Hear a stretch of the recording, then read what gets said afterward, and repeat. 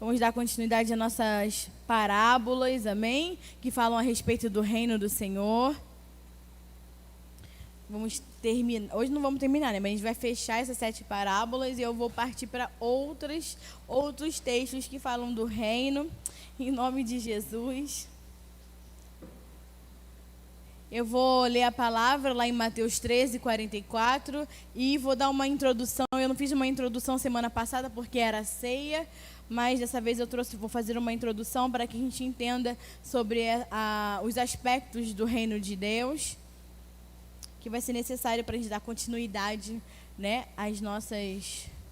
ao nosso revelar das parábolas do Senhor. Mas diz assim a palavra em Mateus 13, versículo 44.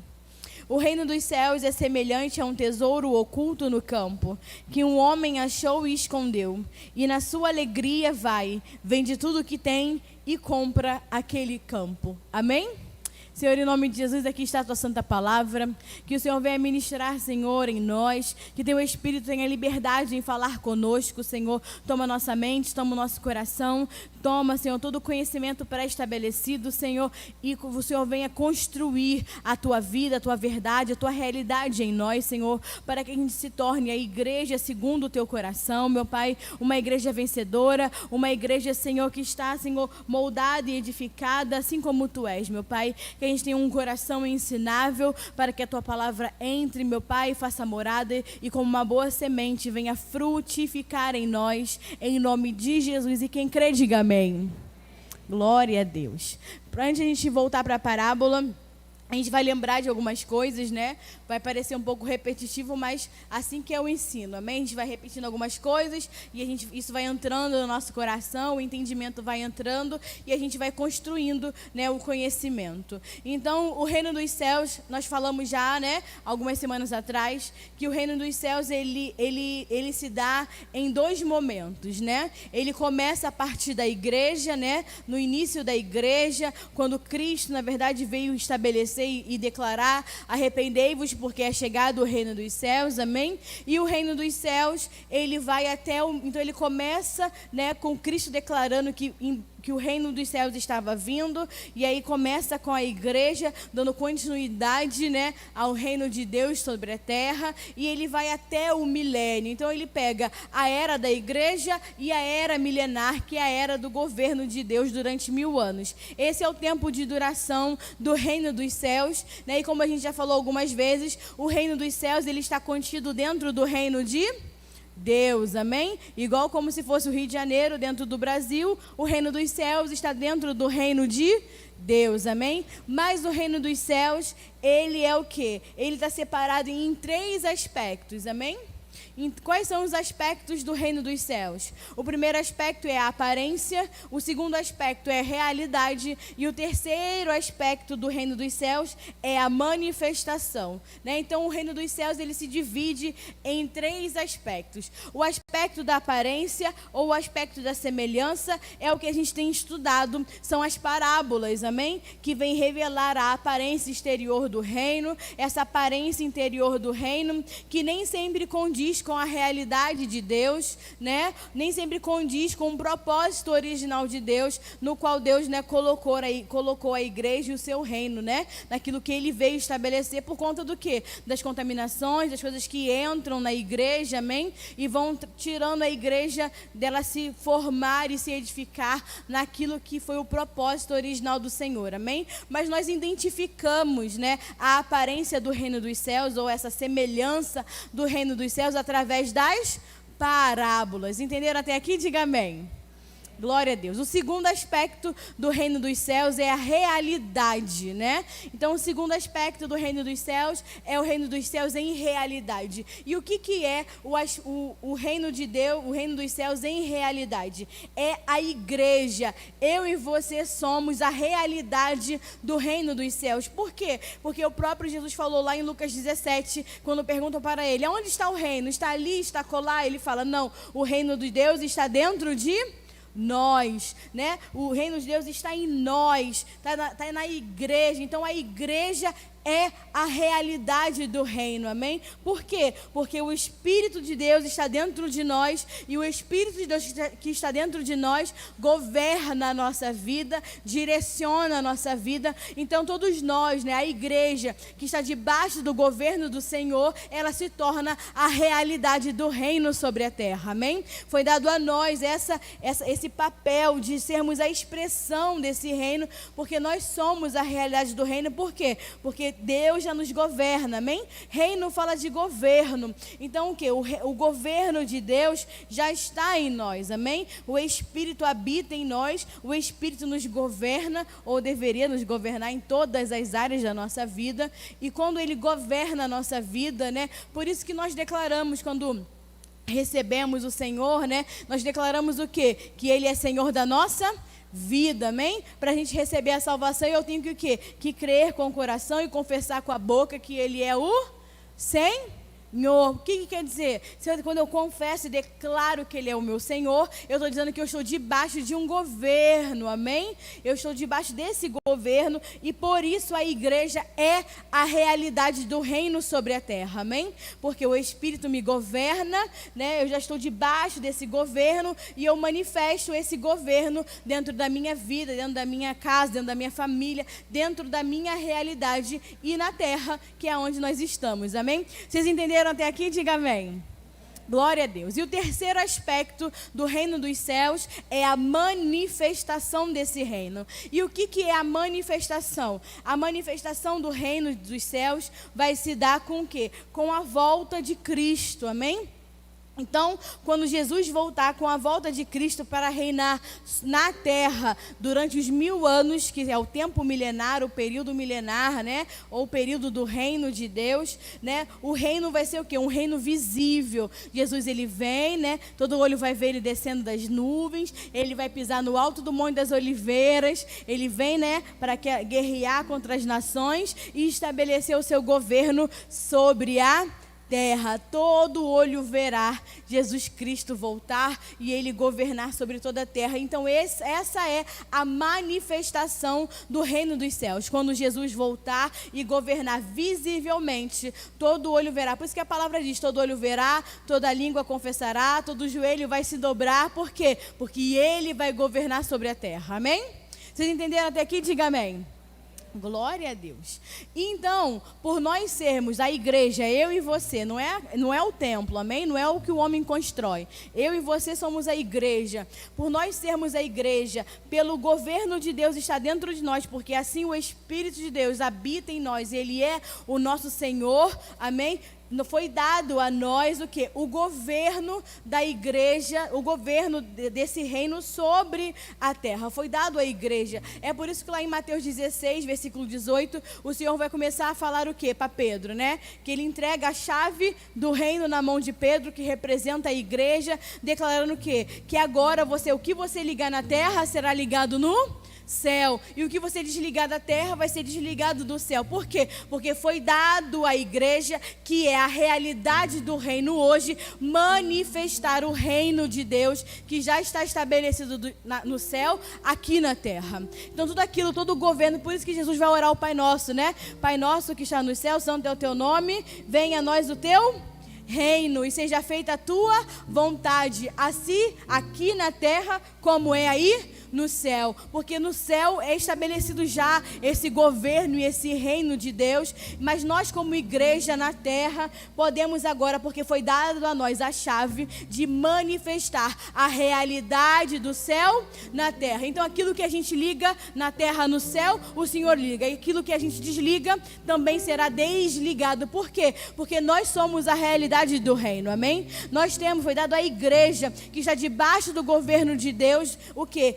Ter essa manifestação, né, do reino em nós. O que são as manifestações do reino? São as manifestações de cura, de libertação, amém? De resgate e salvação, as manifestações de poder que a igreja opera em sinais, em maravilhas, em dons, em talentos.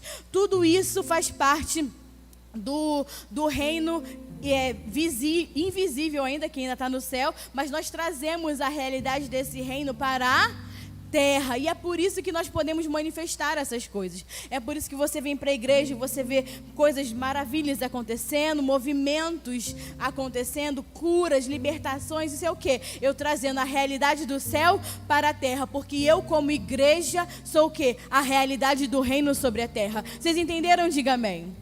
Então nós somos a realidade do reino. Foi dado à igreja o poder de trazer o invisível para o visível, manifestar o reino estabelecido no céu sobre a terra, amém? Então foi dado a nós, né, como igreja, ser a realidade do reino hoje aqui. Por isso que nós ministramos que o reino, a gente não precisa esperar que ele se manifeste e todo olho veja. Nós temos a revelação desse reino, porque a palavra vai dizer lá em Mateus 13, versículo 11, que foi concedido a nós, a igreja, a revelação do reino, o entendimento do reino, e não a eles. Eles quem? A multidão. Vocês lembram que nós falamos, né, na outra parábola? A palavra vai dizer lá, depois você lê, Mateus 13, versículo 11. Ele vai falar, a vós, está falando para os discípulos, a vós foi concedido o entendimento do reino dos céus, mas a eles não foi dado. Então por quê? Porque a nós foi dado fazer, manifestar esse reino, ser a realidade desse reino, trazer, né, as manifestações em poder, em autoridade sobre a terra, amém? Vocês entenderam? Diga amém. Glória a Deus. Então vamos voltar lá para Mateus 13, 44. Jesus vai falar, né, conosco nessa parábola. Jesus, ele inicia, né, como nós lemos desde o começo em Mateus 13, ele vai iniciar a sessão de parábolas, né, lá em Mateus 13, versículo 1 ao 3, dizendo o quê? Que ele estava em casa, né, nós já lemos, então estou só recapitulando. Ele estava em casa, ele sai de casa, vai até a beira do mar, né, na areia, tá cheio de gente, a multidão toma conta da areia, né, e Jesus faz o quê? Ele entra no barco, se afasta um pouco e começa a pregar à multidão as parábolas, amém? Então ele começa pregando às multidões e para os discípulos que estão ali naquela região, e ele começa a falar, e aí ele começa a ministrar as parábolas. Quais parábolas ele ministra para a multidão e para os discípulos? A parábola do semeador, a parábola do joio e do trigo, a parábola do grão de mostarda e a parábola do fermento, que foi a última que nós ministramos domingo passado, amém? Nisso tudo ele ainda está onde? Né? Dentro do barco, pregando para as multidões acerca dessas parábolas. Só que vai chegar aí, olha aí, no versículo 36, Mateus 13, 36.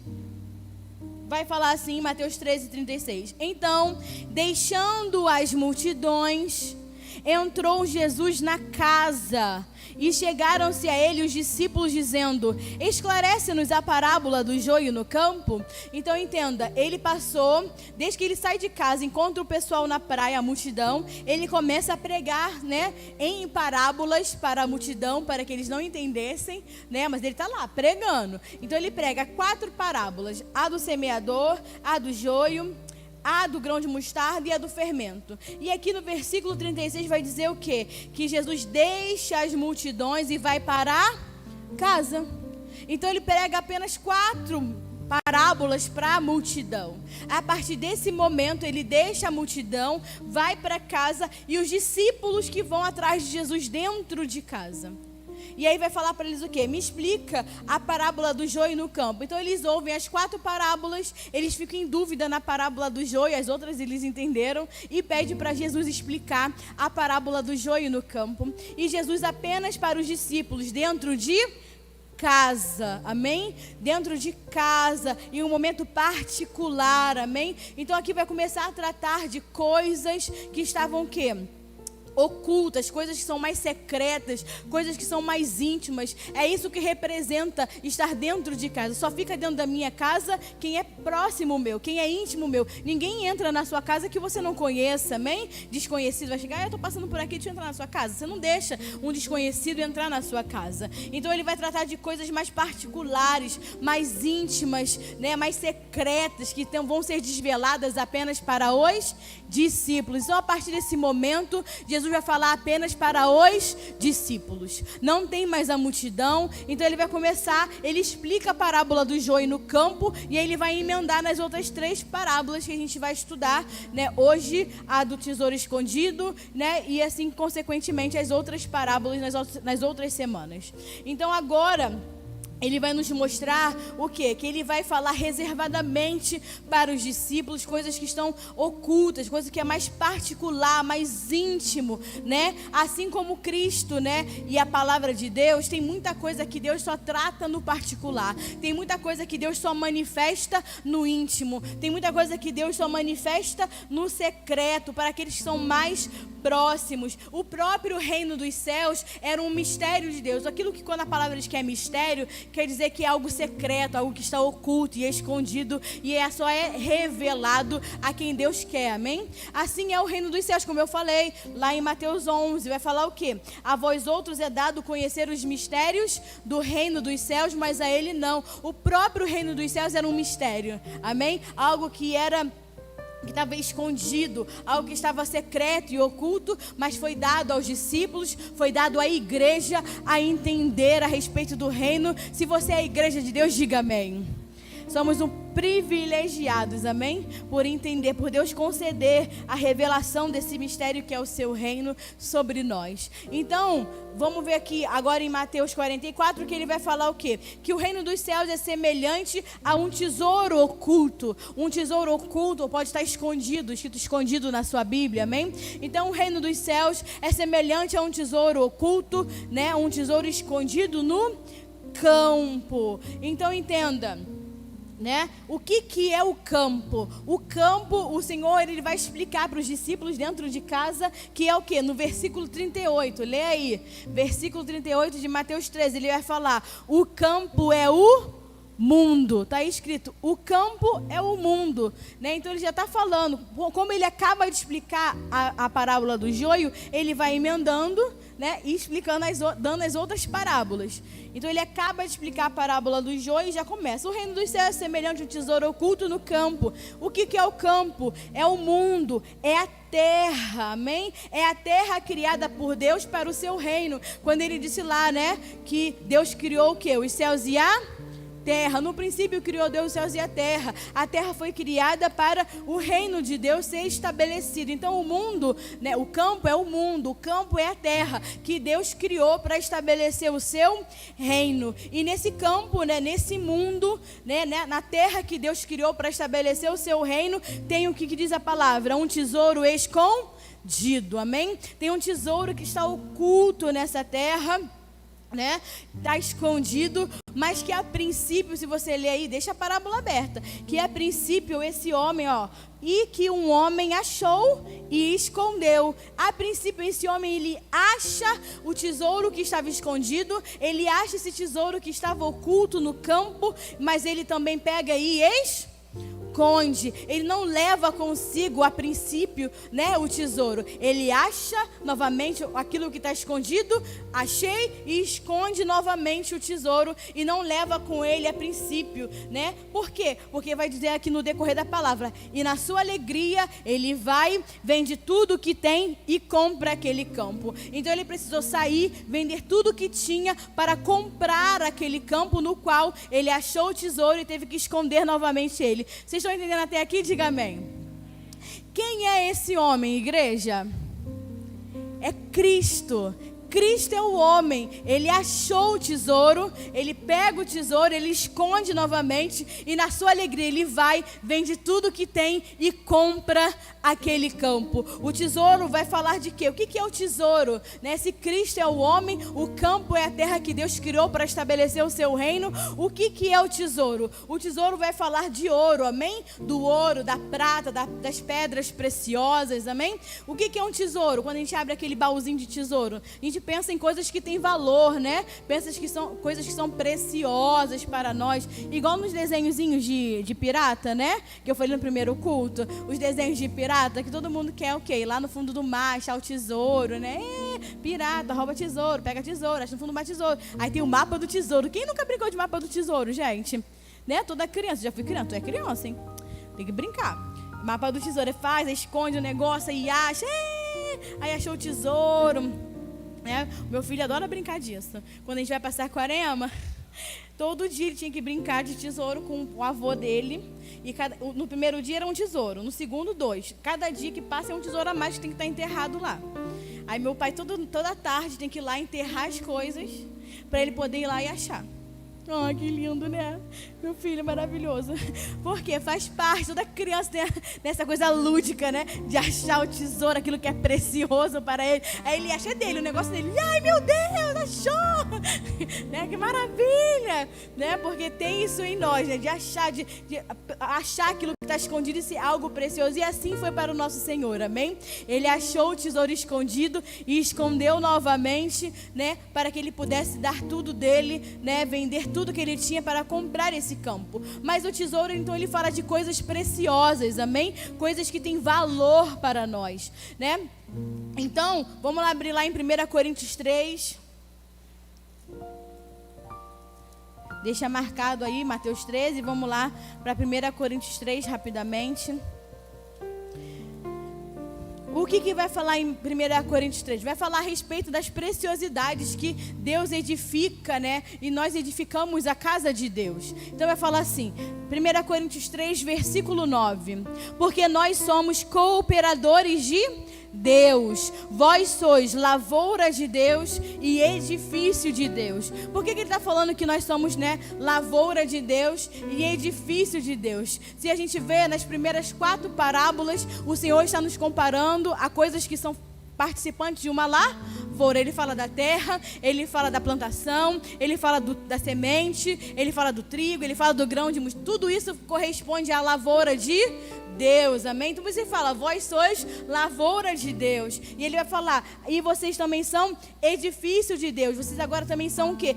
Casa de Deus. Por quê? Porque agora ele vai trabalhar ele vai trazer nas parábolas coisas que são preciosas para edificação da sua casa e da sua igreja, amém?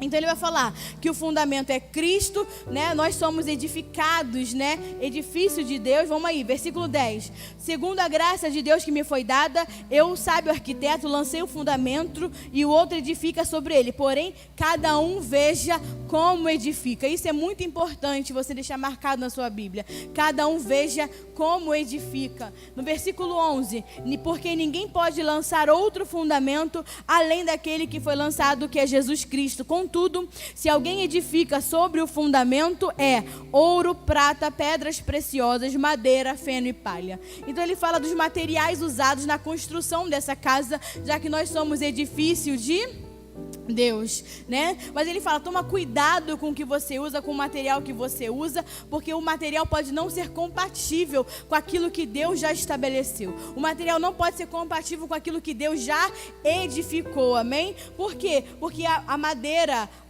o feno e a palha, quando a gente já sabe, né? Quando passa pelo fogo, o fogo consome toda a palha, toda a madeira e todo o fogo, e nada permanece, amém? São as obras más, as obras feitas, né, pela vontade do homem, do querer do homem. Nós já ministramos isso várias vezes. Mas e o que é o ouro, a prata e as pedras preciosas, né? Como a igreja que é a realidade do reino, por isso que Paulo fala, cuidado com o que você vai edificar, porque nós não somos, né?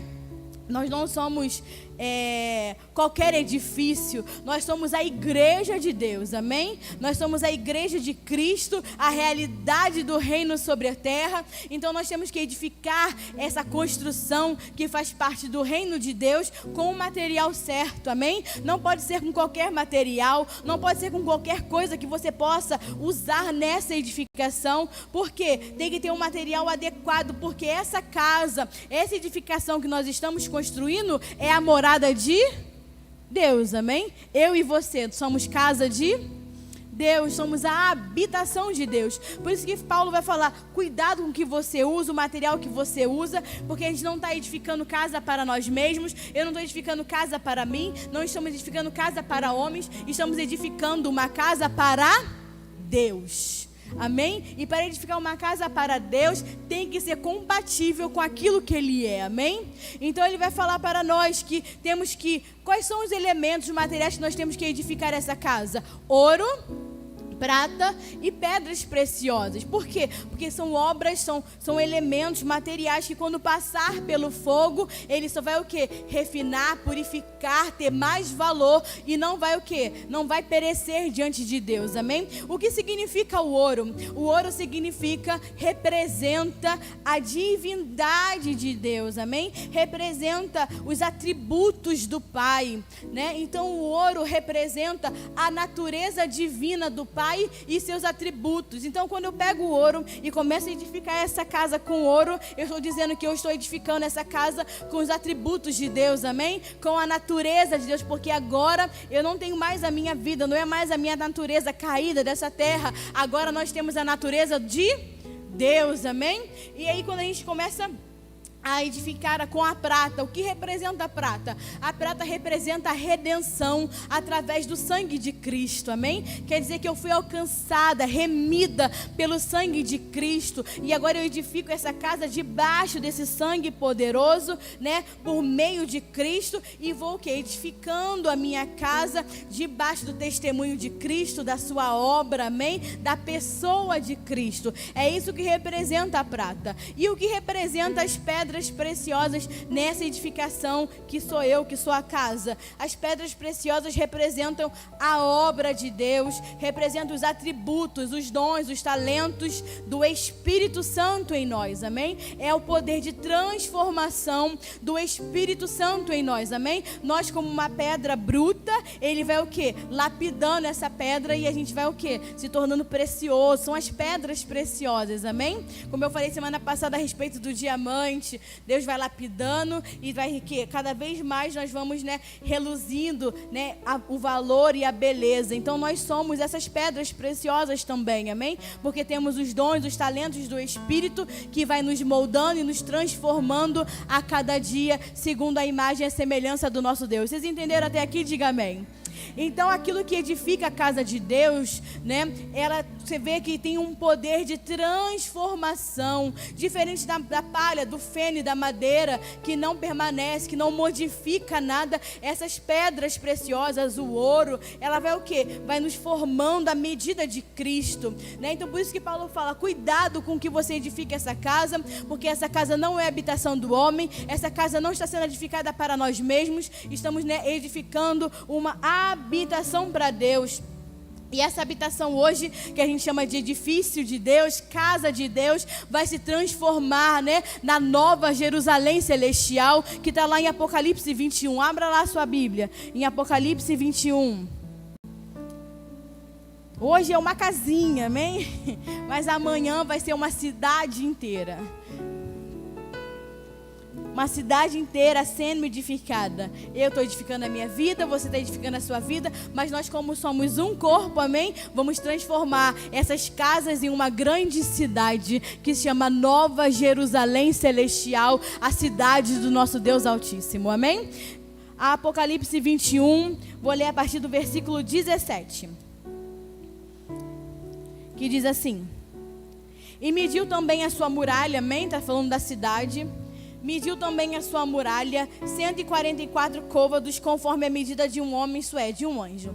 O material da sua muralha era jaspe, e a cidade era de ouro puro, semelhante ao vidro límpido. Versículo 19. E os fundamentos da muralha da cidade estavam adornados com toda espécie de pedras preciosas. Sou eu e você edificando a casa para Deus.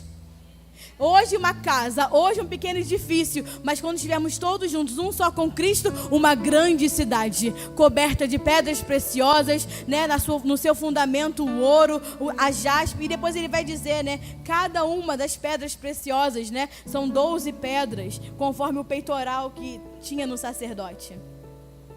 Porque nós somos a casa para Deus. Nós somos, amém? Aquilo que Deus está edificando. E o que significa isso? Por que tem esse texto então em Coríntios? É Deus trazendo para nós a realidade do céu, para que a gente traga para a terra e manifeste como reino essa realidade de hoje. Por isso que ele fala, hoje é uma casa, usa o material certo, comece a edificar essa casa para Deus. Por quê? Porque a realidade do céu é o quê? A santa, né? A nova Jerusalém, a Jerusalém celestial, a cidade edificada, forte do Senhor, que sou eu e sou você.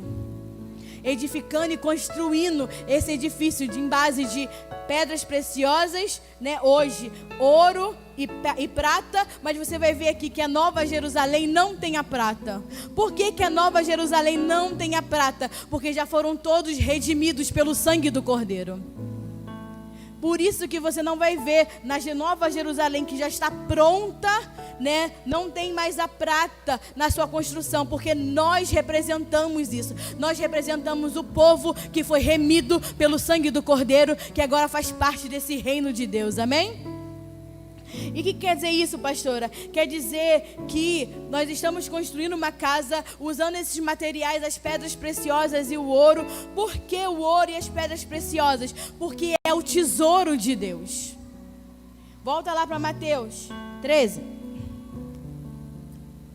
O reino dos céus é semelhante a um tesouro oculto no campo que o homem achou. Esse homem é Cristo e na sua alegria vai e vende tudo que tem e compra o campo. Então o que quer dizer? Que esse tesouro é a igreja. O tesouro oculto é a igreja. Estava oculto, né? Ele achou, ele esconde. E o que ele faz? Ele vai o quê? Ele vai vender tudo que tem para poder comprar o campo. E aonde que a igreja está? Aonde que eu e você estamos?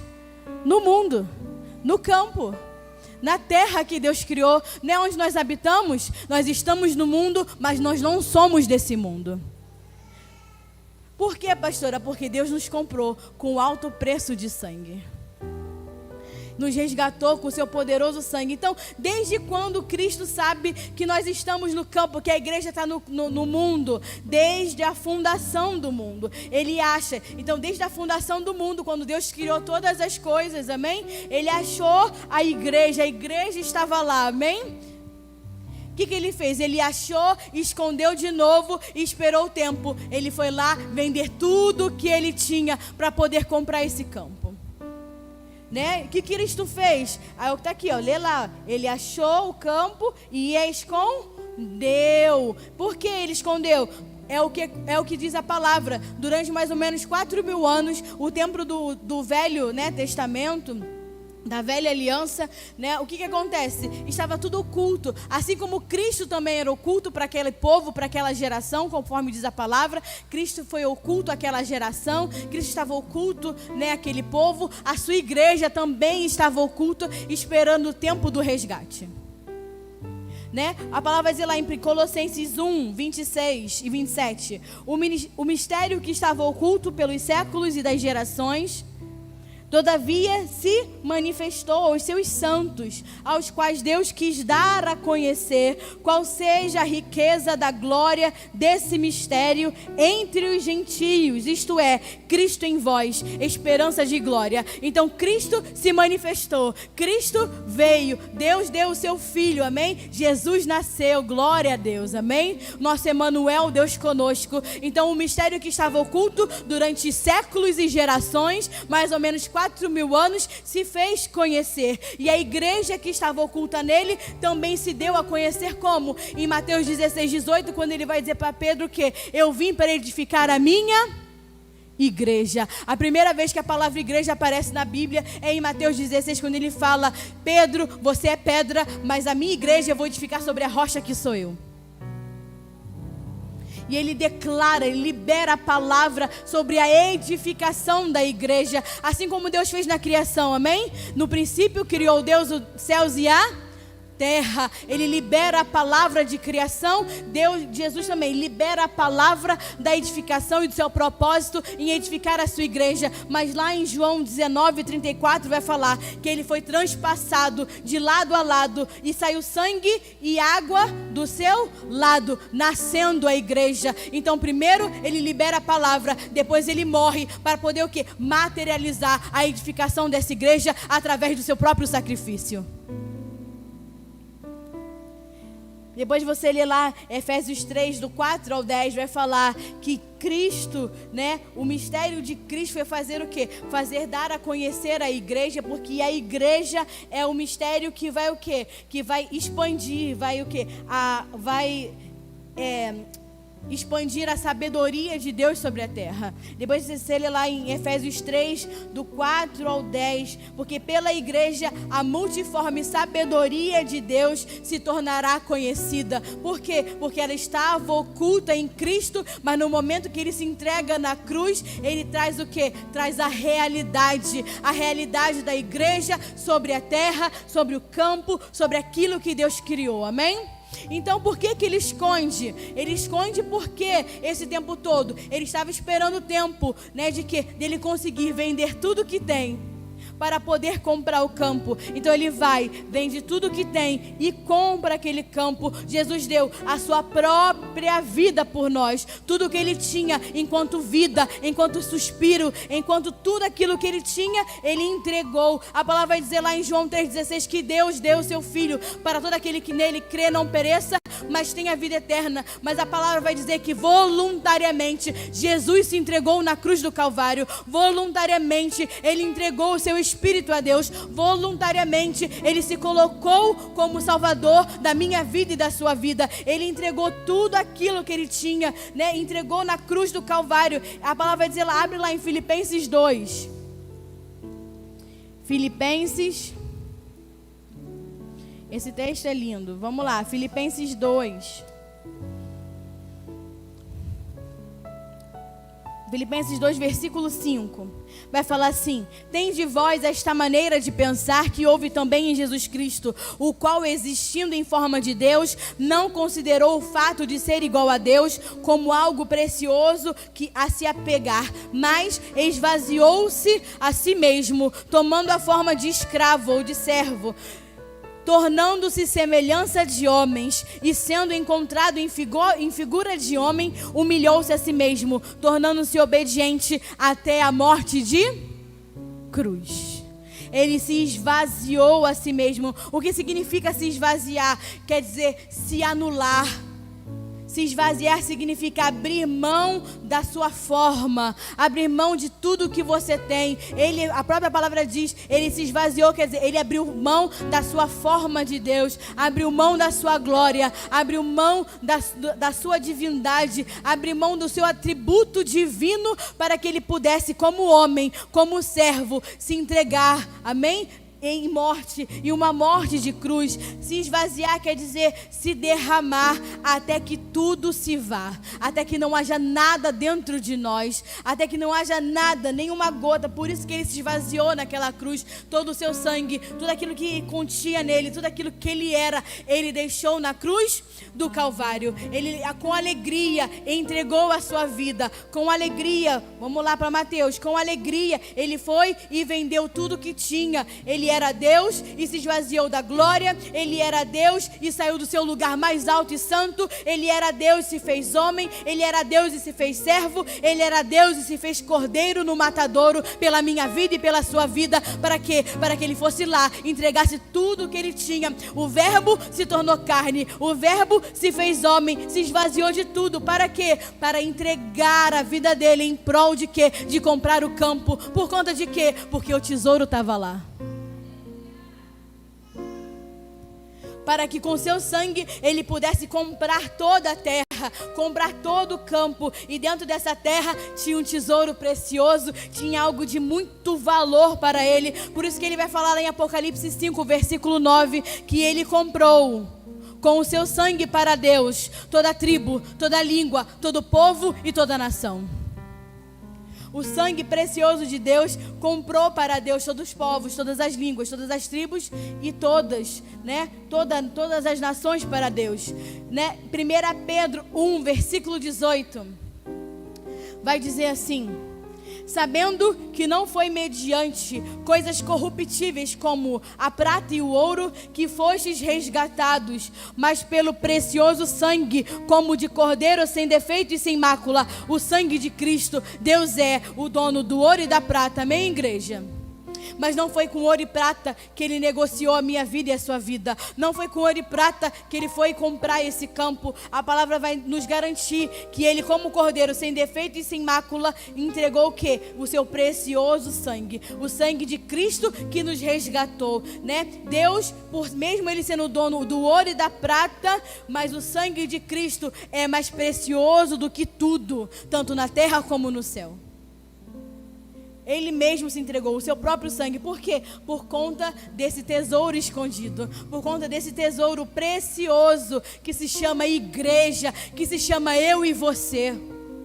Ele se entregou, né? Então, Ele comprou toda a terra. Para quê? Para redimir o reino da terra que havia sido perdido por Adão, amém? Deus criou tudo, criou a terra, entrega a Adão. Adão perde o domínio e o governo sobre a terra. Então Cristo morre, vai até as regiões mais baixas da terra. A palavra vai dizer que Ele resgata as chaves da mão do diabo, amém? E Ele toma o governo da terra de volta. Por isso que Ele é achado digno de abrir o livro, desatar os selos e dar continuidade ao propósito eterno de Deus. Então o que vai dizer? Que Ele então foi o quê? Ele resgata o reino da terra para o homem. Ele como homem, morreu como homem, sofreu como homem, entregou a sua vida ao homem, porque a palavra vai dizer que os céus são de Deus, mas a terra Deus deu ao homem. Por isso que Ele teve que morrer como homem. Então Ele vai, entrega toda a sua vida como homem e compra de volta essa terra que tinha sido o quê? Dado na mão do diabo por conta do pecado. Ele vai lá e resgata, compra todo o campo, né? Redime o reino de Deus sobre a terra, o reino do Senhor sobre a terra criada por Deus, e o quê? E resgata o tesouro escondido que estava nessa terra. E resgata a realidade do reino, que é a igreja de Deus. E resgata a minha vida e a sua vida. Agora, vamos lá, abre lá em Mateus 28, eu já estou terminando. Abre lá em Mateus 28.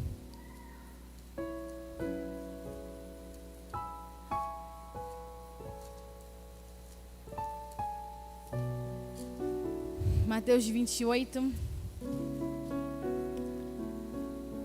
versículo 18, vai falar assim: Jesus, aproximando, falou aos discípulos: toda autoridade me foi dada no céu e na terra. Por quê? Jesus morreu, ressuscitou o terceiro dia. Ele venceu a morte, tomou as chaves do governo da terra de volta. Ele volta para os discípulos e fala: agora foi me dado todo o poder, não só na terra, mas não só no céu, mas na terra também.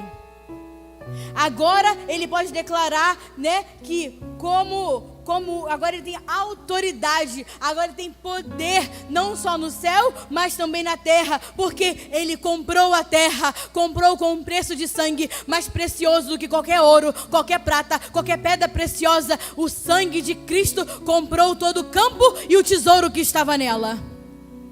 Por isso que nós somos propriedades de Deus. Tem um tesouro precioso nessa terra. Tem um tesouro precioso escondido. Olha só, vamos ali em Mateus 18, olha aí. Então ele fala para os discípulos: agora o que? Toda a autoridade me foi dada no céu e na terra. Aí ele vira então para os discípulos e fala: ide, portanto, fazei discípulos em todas as nações, batizando em nome do Pai, do Filho e do Espírito Santo. Por quê? Porque foi dado a ele, foi comprado com preço de sangue, toda língua, toda nação, toda tribo e todo povo. Todo o tesouro que estava escondido na terra, todo o tesouro que está nesse mundo, agora pertence ao Senhor. Porque Ele não comprou só o tesouro, Ele comprou todo o campo. Aonde for, né, nos quatro cantos dessa terra, em qualquer nação, em qualquer povo, em qualquer língua, há o tesouro escondido de Deus, esperando ser resgatado. É tudo dele agora. o sangue precioso. Por isso que ele fala, então vai. Por quê? Porque foi me dado agora autoridade, foi me dado poder, não só no céu, mas na terra, porque agora é tudo meu. Agora quem reina sou eu, agora quem governa sou eu. O governo estava na mão do inimigo, mas agora eu comprei com preço de sangue. Agora é tudo meu, é tudo do Pai, eu dei para Ele. Então ele está falando, vai. Por quê? Porque eu comprei essa terra, eu resgatei todo o ouro, eu resgatei toda a pedra preciosa, todo o tesouro que estava escondido, eu resgatei. Então vai a todo o povo, vai a toda a língua, vai em toda a nação, vai. Mas tenha certeza, não tem como se perder, porque tudo aquilo que o Pai entregou na minha mão, eu não perco. Por quê? Porque eu resgatei tudo.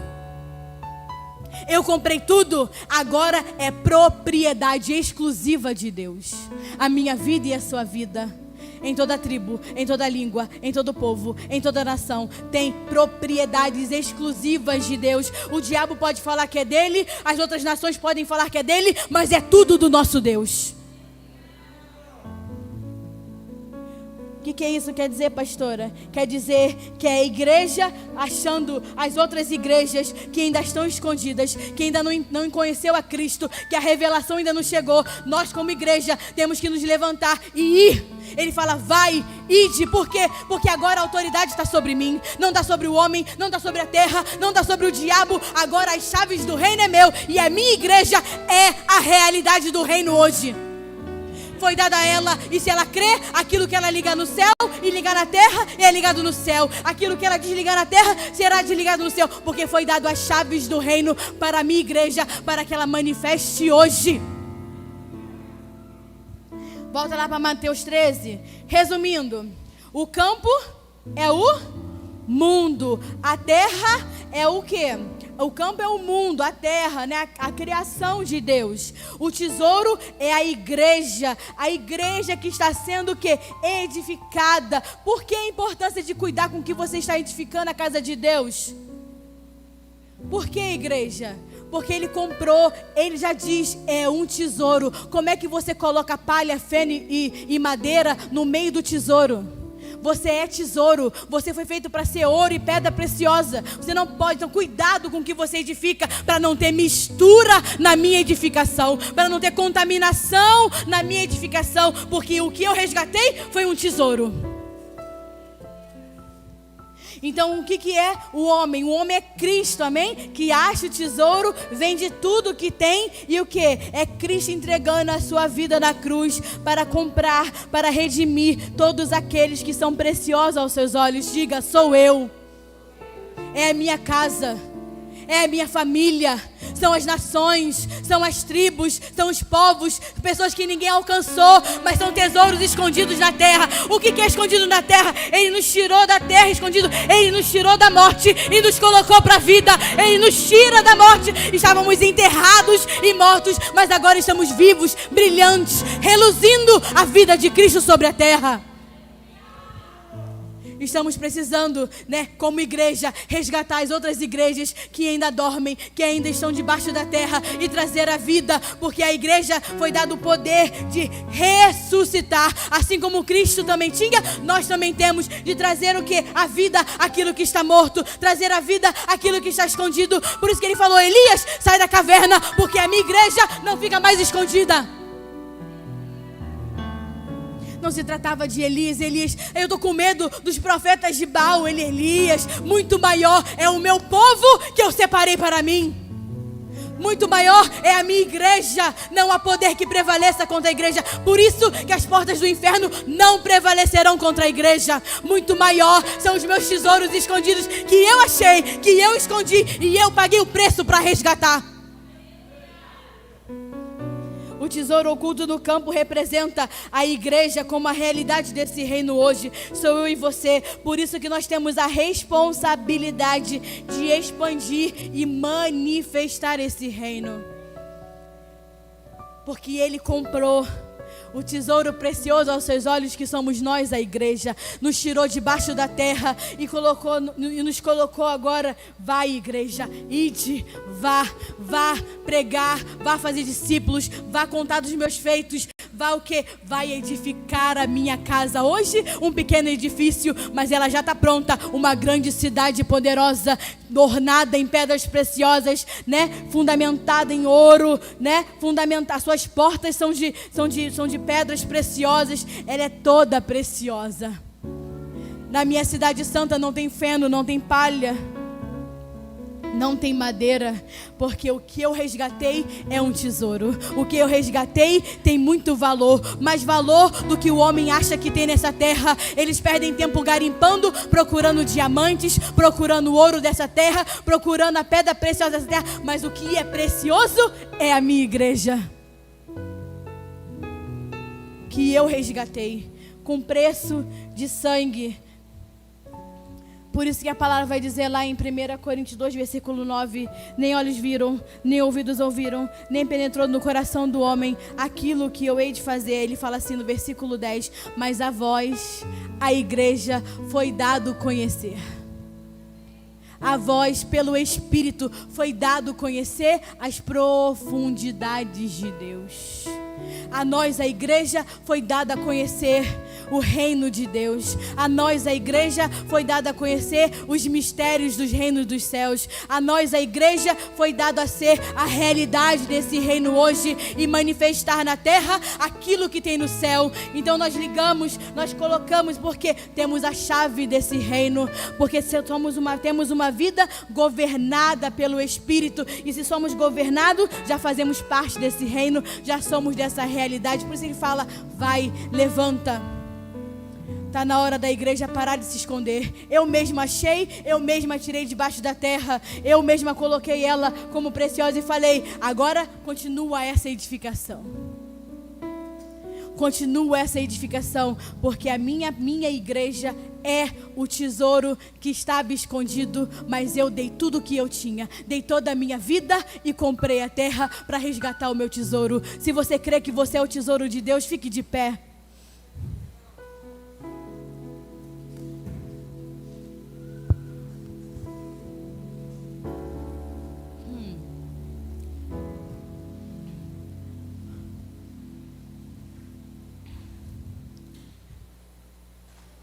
Eu falei que hoje ia ser alegrado, viu? Depois de 4 semanas apanhando, a igreja tem que se posicionar, amém? O sacrifício de Cristo foi muito precioso. Não deixe ninguém desmerecer a sua vida, aquilo que você é, aquilo que você faz para Deus, porque Deus fala que nós temos muito valor para Ele.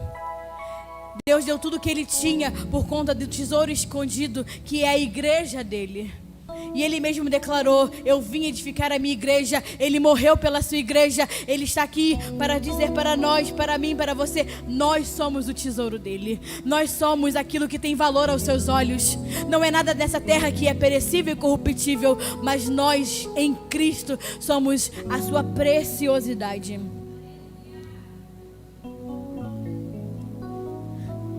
Podem dizer que a igreja não tem valor, podem dizer que a sua vida como igreja não tem valor, mas Deus pagou um alto preço. Se não tivesse valor, Ele não tinha dado aquilo que vale mais do que o ouro e a prata e pedras preciosas, que é o seu próprio sangue. Deixa Deus falar com você. Deixa Deus posicionar você no lugar que você tem que estar. Na posição de igreja, realidade do reino de Deus, governados pelo Senhor. E a nós foi dado toda a autoridade, todo o poder que há no céu e na terra. Porque assim como Ele é, nós também somos. Porque eu sou casa no qual Ele habita. E se Ele governa a minha vida, eu estou apto a manifestar esse reino sobre a terra. E expandir esse reino sobre a terra até que Ele venha de forma visível para governar conosco, amém? Deixa Deus falar com você.